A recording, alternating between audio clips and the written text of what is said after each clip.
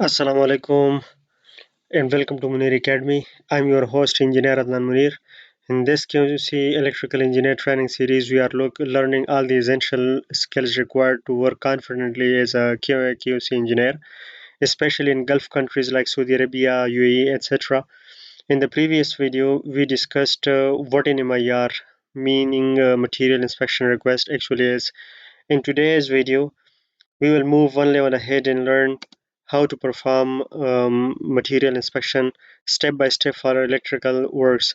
This topic is extremely important because if the material inspection is not done carefully, installation will never be approved and MIR will get rejected. So please watch this video till the end.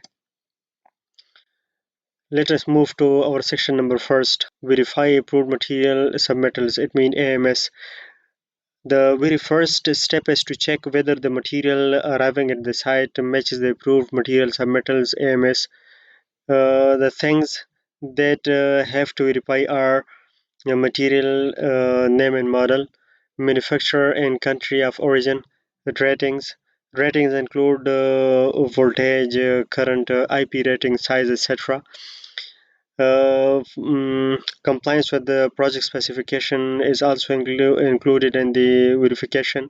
Likewise, compliance with Saudi Aramco or SEC or consultant standards.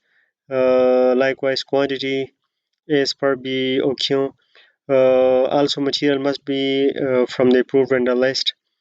If the material is not approved in AMS, you cannot raise MIR. Section number 2 include check delivery condition for material. When the material arrives at site, visually inspect it carefully. The checklist you have to check include check for dents, scratches, rust, physical damages, etc. Ensure packaging is intact. Verify the label, likewise serial number, also batch number, etc. Cable drums must not be broken. For switchgear or DBs, door must be properly closed and sealed. No water exposure. Sensitive items must be packed in factory sealing. Also capture photographs in this stage. The step number 3 is the verification of the required technical documents.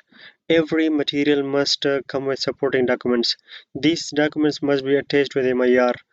The documents that should be verified includes manufacturer data sheets, certificate of conformance, which in short is known as COC, material test report, calibration certificate for instruments, and country of origin certificate, delivery note, which is shortly called DN, also packing list, inspection release note if it is from the manufacturer. Missing documents means MIR rejection. So be careful in this section. Section number 4 is proper storage verification. QC electrical engineer must also ensure proper storage.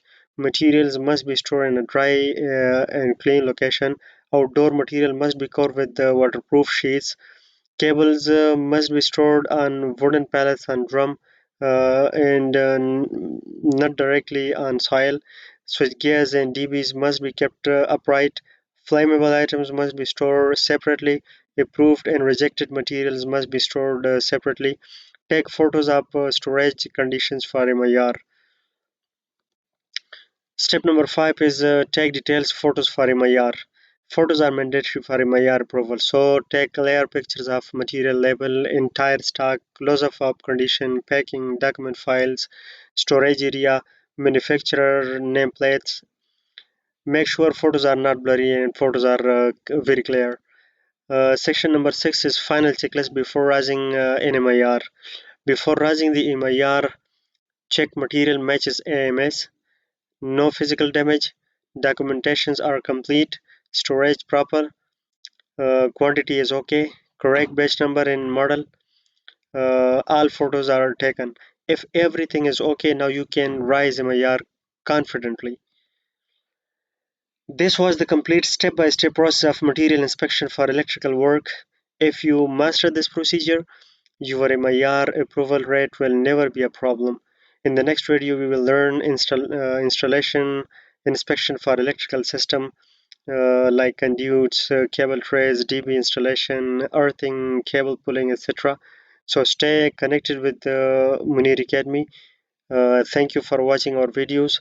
Stay tuned with us for more videos in this series and much more. Assalamu alaikum and see you in the next video. Thank you.